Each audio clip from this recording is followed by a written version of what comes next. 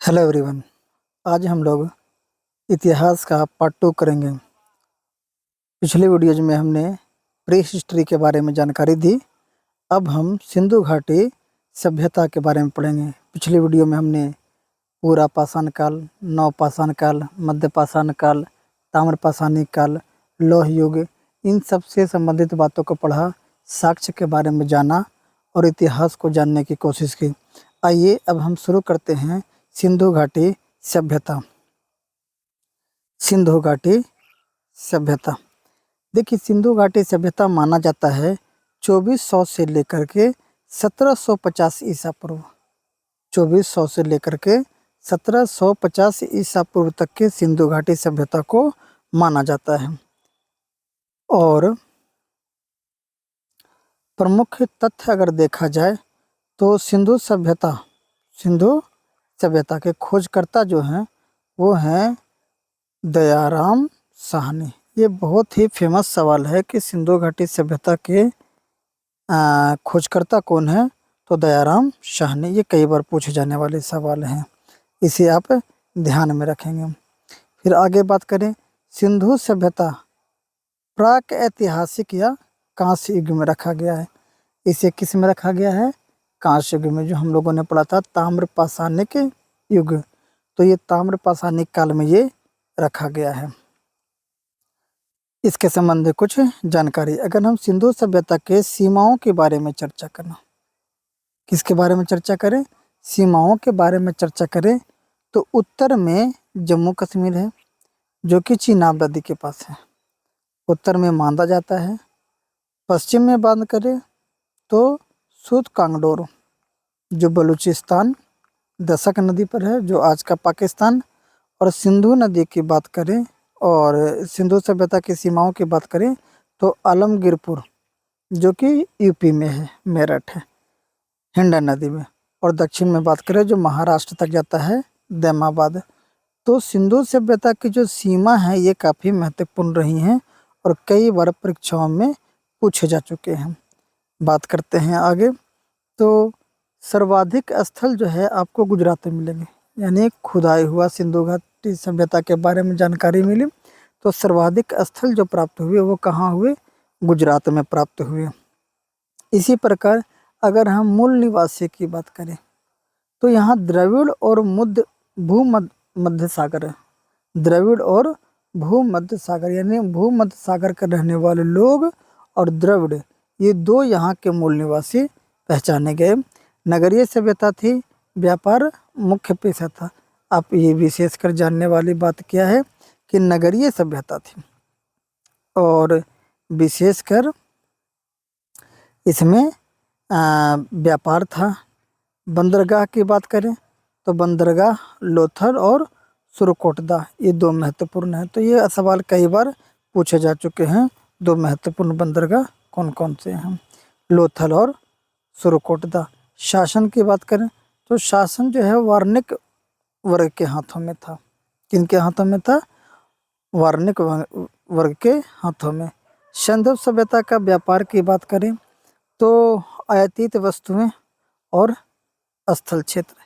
अब इसके बारे में हम लोग जानने की कोशिश करेंगे। देखिए,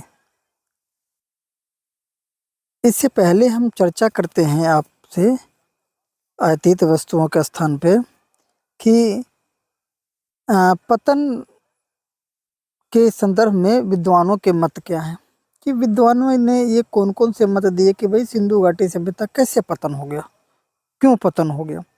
तो अलग अलग विद्वान हैं जिन्होंने ये मत दिए कि क्यों पतन हुआ, कैसे पतन हो गया। तो देखिए, थोड़ा जूम कर लेते हैं।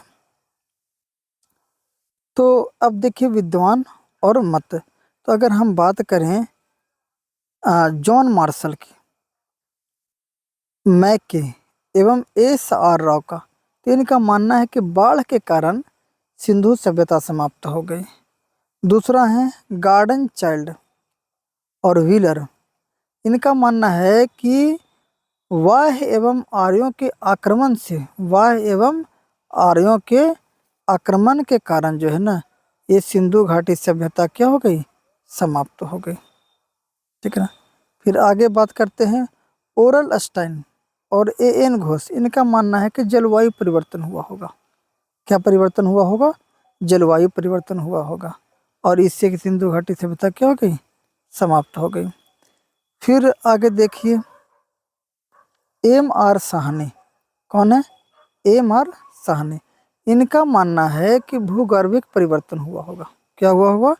भूगर्भिक परिवर्तन, यानी जमीन के अंदर ही कोई परिवर्तन हो गया होगा। जॉन मार्शल का मानना है कि प्रशासनिक शिथिलता हुआ होगा, जिससे सिंधु घाटी सभ्यता समाप्त हो गया होगा, इनका पतन हो गया होगा। और KUR कैनेडी का मानना है कि प्राकृतिक आपदा के कारण खत्म हुआ होगा। तो अलग अलग विद्वान हैं, इनके अलग अलग मत हैं। तो अब इनके किनके मत को माना जाए कुछ कह नहीं सकते हैं, और इनसे सवाल जो बनेंगे वो भी डिफ़िकल्ट ही बनेंगे। आगे बात कर लें इसमें, तो हमें जानना ये है कि आयतित वस्तुएं और स्थल क्षेत्र कौन कौन से थे। तो आयतित वस्तुएं और स्थल क्षेत्र की चर्चा करेंगे। तो बात करते हैं आयतित वस्तुएं और स्थल क्षेत्र। तो सोना का यहाँ आयात किया जाता था। किसका? सोना का। वो कहाँ से? अफ़गानिस्तान, फारस यानी आज का ईरान, कर्नाटक। चांदी के बारे में तो ईरान से, अफ़गानिस्तान से और मेसोपोटामिया से। तांबा की बात करें तो खेतड़ी राजस्थान, आज भी प्रसिद्ध है। बलूचिस्तान यानी आज का पाकिस्तान, ये पाकिस्तान में है बलूचिस्तान। आगे देख लीजिए और क्या है। तो टीन की बात करें, ये टीन कहाँ से? ईरान से और अफ़गानिस्तान से। सेल खड़ी बलूचिस्तान, राजस्थान और गुजरात से माना जाता है। हरित मणि ये दक्षिण भारत से, साउथ इंडिया से माना जाता है।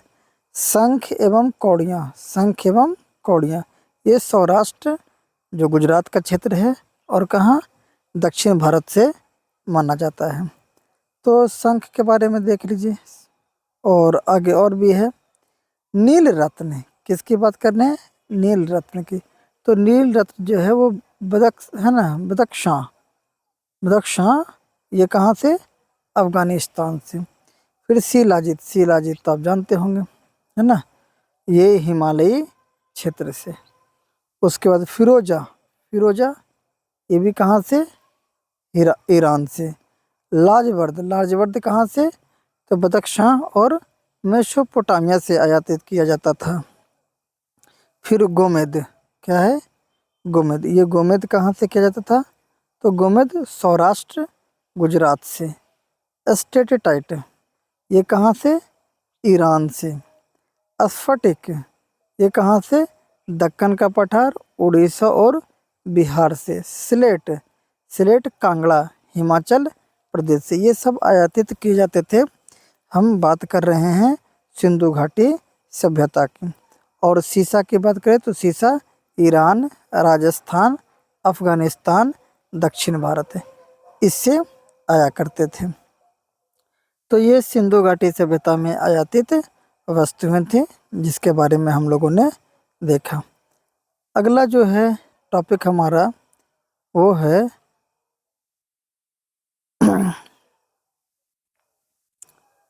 देखिए शासन संभवता, यानी राजनीतिक स्थिति की बात कर रहे हैं। किसकी बात कर रहे हैं? राजनीतिक स्थिति।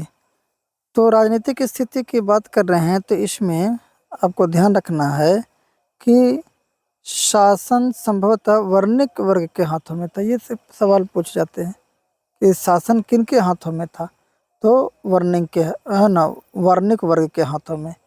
हंटर के अनुसार यहाँ की शासन व्यवस्था जनतांत्रिक पद्धति से चलती थी। यानी जनतांत्रिक का मतलब हुआ लोकतंत्र। जैसे आज हमारे इंडिया में डेमोक्रेसी है ना, लोग चुने हुए सरकार होते हैं, जनता का शासन है, ठीक उसी प्रकार वहाँ जनतांत्रिक पद्धति थी। ये बहुत बड़ी बात है कि जनतांत्रिक पद्धति थी।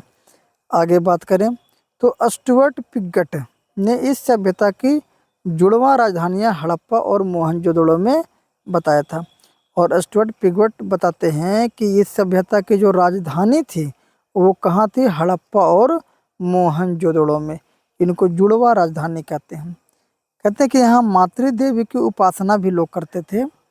पशुपति भगवान यानी शिव भगवान की पूजा करते थे। यहाँ लिंग एवं योनि की पूजा किया करते थे। नाग पूजा होता था, वृक्ष पूजा होता था, पशु पूजा होता था, अग्नि पूजा होता था, यानी इन सब पूजा का प्रचलन था। इससे ये बात क्लियर होता है कि उस समय भी लोग वृक्ष पूजा करते थे, यानी पर्यावरण के प्रति सजग थे, है ना। संवेदनशीलता था, पशुओं के प्रति संवेदनशीलता था, अग्नि के प्रति संवेदनशीलता था। इसका मतलब है कि वो इन सब में विश्वास करते थे। ये उस समय भी पूजनीय थे, जैसे आज हिंदू धर्म में पूजनीय हैं। उसी तरीके से अगर धार्मिक दृष्टिकोण का आधार की बात करें तो यह लौकिक और व्यवहारिक था। कैसा था? यह लौकिक और कैसा था? व्यवहारिक था। और देखिए, ये केवल इतना ही नहीं, बल्कि वहाँ उस समय भूत प्रेत और तंत्र मंत्र में भी लोग विश्वास करते थे, सिंधु घाटी सभ्यता के लोग। आगे की बात करें, यज्ञ से परिचित थे और पुनर्जन्म में विश्वास करते थे। पुनर्जन्म में कई लोग आज भी विश्वास करते हैं, और उस समय के लोग भी पुनर्जन्म जैसी चीज़ों में विश्वास करते थे। कालीबंगा से अग्नि वेदिका का साक्ष्य मिला है। ये महत्वपूर्ण सवाल है कि अग्नि वेदिका का साक्ष्य कहाँ मिला है? तो कालीबंगा। कालीबंगा, कालीबंगा जो है इसका अर्थ होता है काली चूड़ियों का, है ना। काली चूड़ियाँ इसका अर्थ होता है। मंदिर के अवशेष नहीं मिले हैं। मोहनजोदड़ो से पशुपति शिव की पद्मासन मुद्रा में बैठा पुरुष की एक मुहर मिली है ना, मुहर मिली है। वहीं हड़प्पा से प्राप्त एक मूर्ति जो है के गर्भ से निकलता पौधा दिखाया गया है। देखिए, मूर्ति के गर्भ से निकलता पौधा दिखाया गया है। ये हमारे जानकारी के लिए बहुत बड़ी बात है ना, कि मूर्ति के गर्भ से पौधा दिखाया गया है। तो ये हमारे लिए बहुत बड़ी बात है, क्योंकि हमको ऐसा लगता है कि उस समय के लोग पौधों के प्रति बहुत सजग होंगे, पेड़ पौधों के प्रति उनकी आस्था बहुत ज़्यादा होगी। हमें ऐसा लगता है कि लोग आज भी उसको महत्व देते होंगे। बात करते हैं आगे। अब हम सामाजिक स्थिति की बात करेंगे। किसकी बात करेंगे? सामाजिक स्थिति की। तो सामाजिक स्थिति की बात करें तो इसमें खास बात क्या क्या आने वाले हैं। परंपरागत इकाई जो थे वो परिवार थे। सैंधव समाज संभवतः मातृसत्तात्मक था। कैसा था? मातृसत्तात्मक। और अभी वर्तमान में कैसा है? तो पुरुष प्रधान है। उस समय मातृसत्तात्मक था। स्त्री मृण मूर्तियाँ मिली। समाज अनेक वर्गों जैसे पुरोहित, व्यापारी, अधिकारी, शिल्पी, जुलाहे, श्रमिक आदि में विभाजित थे। इनमें व्यापारी वर्ग सबसे प्रभावित है। योद्धा वर्ग के अस्तित्व का कोई साक्ष्य नहीं मिलता है, यानी ऐसा नहीं मिलता है कि यहाँ पर कोई लोग योद्धा थे, इसका कोई साक्ष्य नहीं मिलता है। बात करें आगे, इसमें देखें तो संभवतः यहाँ पे दास प्रथा की प्रचलन था, यानी दास प्रथा वहाँ सैंधव सभ्यता में थी। और लोग जो है ना, सैंधव लोग शाकाहारी और मांसाहारी दोनों थे। आभूषणों का प्रयोग पुरुष एवं महिला दोनों ही करते थे। तो ये बात भी ये खुदाई में मिलता है। आगे बात करें इसमें हम, तो प्रमुख साक्ष्य स्थल क्या क्या हैं? तो प्रमुख साक्ष्य स्थलों की हम चर्चा करेंगे। आइए अब हम प्रमुख साक्ष्य स्थलों को देखते हैं। कालीबंगा राजस्थान कहाँ है? राजस्थान में। कई बार पूछ लेता है कि कालीबंगा कहाँ है? राजस्थान में। तो यहाँ जोते हुए खेत, नक्काशीदार ईंट और अग्निकुंड प्राप्त हुए हैं। मोहनजोदड़ो, जहाँ विशाल स्नानागार मिला है, सबसे बड़ी सैंधवकालीन इमारत है ना। वहाँ पे पशुपतिनाथ का मंदिर भी मिला है। पशुपतिनाथ का मूर्ति, पशुपतिनाथ का क्या मिला है? मूर्ति मिला है। और यहाँ पे एक नर्तकी की मूर्ति मिली है। किसकी मिली है? नर्तकी की मूर्ति मिली है। आगे बात करें तो लोथल में क्या मिले हैं? तो लोथल में अग्निकुंड मिला है और मनके का कारखाना, मन का मतलब होता है मोती, क्या होता है मोती, यानी मोती का कारखाना मिला है। हड़प्पा की बात करते हैं, हड़प्पा में मोहर मिला है, क्या मिला है, मोहर। अधिकांश मोहरों के ऊपर एक श्रृंगी पशु का अंकन है। कैसा पशु, तो एक श्रृंगी पशु, याद रखेंगे कैसा पशु, तो एक श्रृंगी पशु का साक्ष्य मिला है। चहुंद्रो, चहुंद्रों में मन का कारखाना, यहाँ भी क्या था, मोती का कारखाना था। कृषि का साक्ष्य मिलता है जिसमें गेहूं और जौ, कपास सबसे पहले सिंधु सभ्यता में उगाया गया था। और बनवाली में मिट्टी के हल मिले हैं। नगरों एवं घरों के विन्यास में ग्रीक पद्धति का उपयोग हुआ है। ग्रीक पद्धति यहाँ पे लिखा, जबकि इसको लिखना चाहिए था ग्रीड पद्धति, ग्रीड पद्धति, है ना, कुछ इस प्रकार से, समझ गए ना, ग्रीड पद्धति का मिला है, तो इसने लिख दिया है क्या, ग्रीक पद्धति। यहाँ पे हम क्या लिखेंगे, ग्रीड पद्धति, कौन सी पद्धति, तो ग्रीड पद्धति, ग्रीड पद्धति। आगे देख लीजिए, बात करते हैं इसमें, तो सूती वस्त्र, यहाँ पे जो है ना सूती एवं ऊनी वस्त्र दोनों का प्रयोग होता था। टेराकोटा, टेराकोटा आग में पकी हुई मिट्टी को बोलते हैं, टेराकोटा। ये काले रंग के डिजाइन और लाल मिट्टी के बर्तन इसी के मिले हैं। मनोरंजन के लिए इनका काम था मछली पकड़ना, शिकार, पशु पक्षी की लड़ाई, चौपड़ एवं पासा खेलना। धौलावीरा से जल संग्रह हेतु बांधों के निर्माण का साक्ष्य मिला, यानी उस समय पानी को लेकर के भी ये लोग सजग थे और पानी की शायद समस्या होगी, यही कारण है। उसके बाद आगे बढ़ें तो आप देखिए, स्वास्तिक मिला है, क्या मिला है, स्वास्तिक का चित्र मिला है, और सूर्य पूजा का साक्ष्य मिला है। स्वास्तिक जानते हैं ना, ये ऐसा वाला आकृति जो ऐसे होता है, ये स्वास्तिक, तो ऐसा मिला है। मंदिर के अवशेष नहीं मिला है। मातृ देवी की उपासना सर्वाधिक होती थी, ये इसके प्रमाण मिले हैं। कुबड़ वाला बैल विश्वस पूजनीय था, कुबड़ वाला बैल जिसको हम लोग सांड बोलते हैं, क्या बोलते हैं, सांड बोलते हैं। तो कुबड़ वाला बैल के बारे में कहा जाता है कि मिला है, क्या बन गया जी। आगे देखिए, घोड़े की अस्थियां क्या मिले हैं, तो सुरकोटदा, कालीबंगा और लोथल में तीनों जगह पे मिले हैं घोड़े की अस्थियां। घोड़ा का अस्थि, अस्थि का मतलब होता है हड्डी, ये मिला है। यातायात, यातायात के लिए 2 या 4 पहिया वाहन, बैलगाड़ी या भैंसा गाड़ी का भी प्रमाण है। और तलवार से परिचय नहीं है, तलवार, तलवार के बारे में कोई जानकारी नहीं है। प्रदा प्रथा और वेश्यावृत्ति का प्रचलन था, इसके भी प्रमाण मिले हैं कि उस जमाने में भी क्या थी, वेश्यावृत्ति थी। बड़ी बात है, प्रदा प्रथा था उस समय भी था। तो देख लीजिए, आगे हम बात करते हैं तो दाह संस्कार की विधि, किसकी बात कर रहे हैं, दाह संस्कार की विधि। तो दाह संस्कार की विधि क्या था, तो यहाँ पे दाह संस्कार की विधि युग्म समाधि था, कहता था युग्म समाधि, यानी यहाँ तो मतलब बोला जाता है कि यहाँ दाह संस्कार में लाशों को दफनाना, है ना, और जलाना दोनों ही थे। लोथल और कालीबंगा में मिले हैं, शव का जलाना मोहनजोदड़ो में और गाड़ना हड़प्पा में, तो ये दोनों चीज़ें मिले हैं। तो ये इतिहास हम लोग कर रहे हैं, है ना, बहुत ही फेमस क्वेश्चन है और यहाँ से क्वेश्चन बहुत सारे उठते हैं, आपको मैं एमसीक्यू भी करवाऊँगा। फिर बात करते हैं हड़प्पाई स्थल, हड़प्पाई स्थल कौन कौन से हैं, यहाँ से भी बहुत सारे सवाल बनते हैं कि हड़प्पाई स्थल कौन कौन से हैं। आई थिंक वीडियो लंबा हो रहा है, तो मैं चाहता हूँ कि मैं इसे यहीं पे फिनिश करूँ, ठीक है। तो आप इतने चीज़ों को ज़रूर एक बार पढ़ लें, 1-2 बार वीडियो देख लें, सुन लें, ये केवल सुन मात्र भर आपके ले लेने से ही केवल ये याद हो जाएगा।